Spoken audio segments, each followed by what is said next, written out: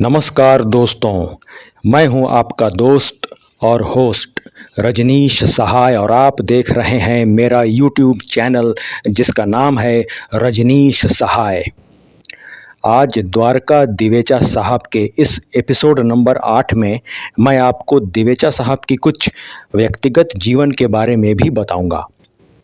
दोस्तों, किसी भी फिल्म में फोटोग्राफी, सिनेमेटोग्राफी, एडिटिंग और म्यूज़िक ये ऐसे डिपार्टमेंट्स हैं जिनकी बड़ी अहम भूमिका होती है। रंगीन फिल्मों के आने से पहले ब्लैक एंड वाइट फिल्मों का जो दौर था वो बड़ा ही कठिन दौर था। उस वक्त किसी भी फिल्म के लिए उसकी फोटोग्राफी और सिनेमाटोग्राफी में एक शानदार और क्लासिकल आर्टिस्टिक इफ़ेक्ट्स देना एक बहुत बड़ा चैलेंज था। वो दौर ही कुछ ऐसा था। उस वक्त लिमिटेड टेक्नोलॉजी के साथ फिल्मों की शूटिंग की जाती थी।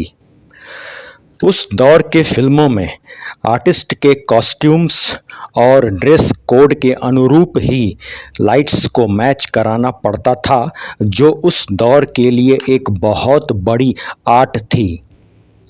उसके लिए उस दौर में बहुत से अच्छे अच्छे कैमरामैन फिल्म इंडस्ट्री में थे जो इस तरह के इफ़ेक्ट्स देने में निपुण थे, जैसे कि रघु कर्माकर, ईश्वर बिदरी, फाली मिस्त्री। लेकिन इन सबों के अतिरिक्त एक फ़ोटोग्राफ़र, सिनेमेटोग्राफ़र ऐसे भी थे जिनकी फ़ोटोग्राफ़ी और सिनेमेटोग्राफ़ी के इफ़ेक्ट्स इन सभी लोगों से कहीं ज़्यादा बेहतर और परफेक्ट होती थी, और वो थे द्वारका दिवेचा। यहाँ पर मैं एक बात ऐड करना चाहूँगा, वो ये कि उस दौर में शूटिंग के वक्त आज कल की तरह मॉनिटर नहीं होते थे कि उधर आर्टिस्ट शॉट दे रहा हो और इधर डायरेक्टर मॉनिटर पे फुटेजेस को देख रहा हो। उस ज़माने में ये सारी सुविधाएं और चीज़ें नहीं होती थीं। अब आप खुद ही अंदाज़ा लगा सकते हैं कि कितना मुश्किल दौर रहा होगा वो दौर।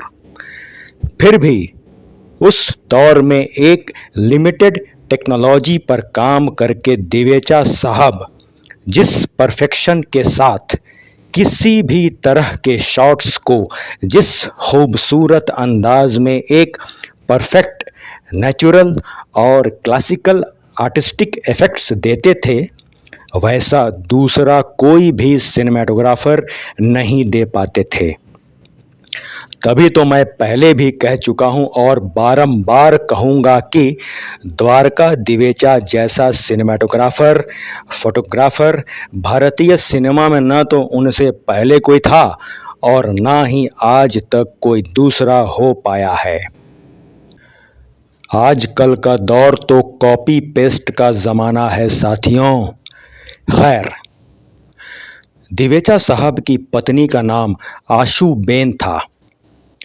बहुत कम लोग इस बात से वाकिफ़ होंगे कि दिवेचा साहब की अपनी कोई संतान नहीं थी, इसलिए उन्होंने एक लड़की को गोद लिया था और उसे अपनी दत्तक पुत्री बनाया। वो लड़की कौन थी, चलिए ये भी बता देता हूँ। वो लड़की कोई और नहीं बल्कि अपने समय की एक मशहूर अदाकारा गीता बाली जी थीं। दिवेचा साहब ने गीता बाली जी का विवाह शम्मी कपूर जी के साथ किया। शम्मी कपूर जी ने दिवेचा साहब की सिनेमेटोग्राफी में 5 फिल्में की जो ब्लॉकबस्टर सुपर डुपर हिट हुई थीं। ये 5 फिल्में थीं Jeevan Jyoti, professor, China town, Prince और मनोरंजन। मनोरंजन फिल्म के निर्देशक खुद शम्मी कपूर जी ही थे। इस फिल्म का एक किस्सा मैं एक एपिसोड में बता चुका हूँ, यदि आपने नहीं देखा है तो कृपया करके देख लीजिएगा।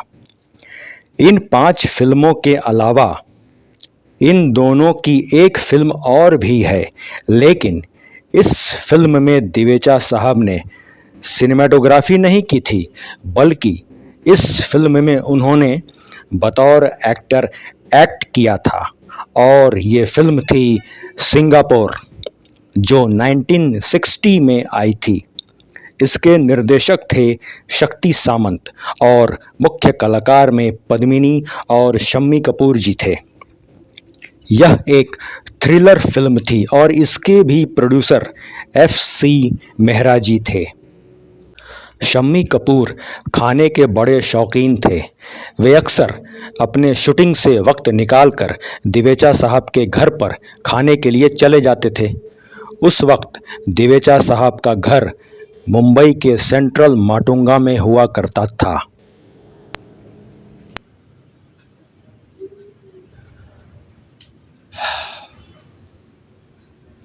कैसी लगी ये वीडियो? अच्छी लगी तो लाइक ज़रूर कीजिएगा। दोस्तों, दिवेचा साहब पर बोलना एक परीक्षा देने के समान है, इसलिए चंद एपिसोड्स में उनके द्वारा भारतीय सिनेमा में दिए गए योगदानों की चर्चा नहीं की जा सकती। इसलिए मैं हर एपिसोड में उनके योगदानों की चर्चा आपसे करता रहता हूँ। पर्दे के पीछे जो लोग होते हैं वो बहुत अहम होते हैं। यदि वे न हो तो फिल्में बन ही नहीं सकती। उन्हीं में से एक नाम द्वारका दिवेचा साहब का था। अद्भुत, उनके जैसा अभी तक तो कोई नहीं हो पाया। और हाँ, मेरे इस चैनल में दिवेचा साहब के एपिसोड्स तो आते ही रहेंगे, अभी बहुत हैं। उनके अलावा, यानी कि दिवेचा साहब के एपिसोड्स के अलावा इस चैनल में और भी बहुत सारे वीडियोस हैं और आते रहेंगे जो मनोरंजन से भरपूर हैं। Short videos, short films.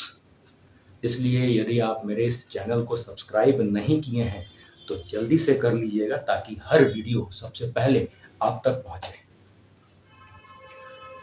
दिवेचा साहब की जो अगली कड़ी, यानी कि एपिसोड नंबर 9 जो मैं लेकर के आपके पास आऊँगा, वो बहुत स्पेशल है। स्पेशल इसलिए कि वो होली विशेषांक है। होली, जी हाँ, जब लाऊंगा तब देख लीजिएगा। ठीक है दोस्तों, मिलते हैं अगली वीडियो में। तब तक के लिए बहुत बहुत धन्यवाद।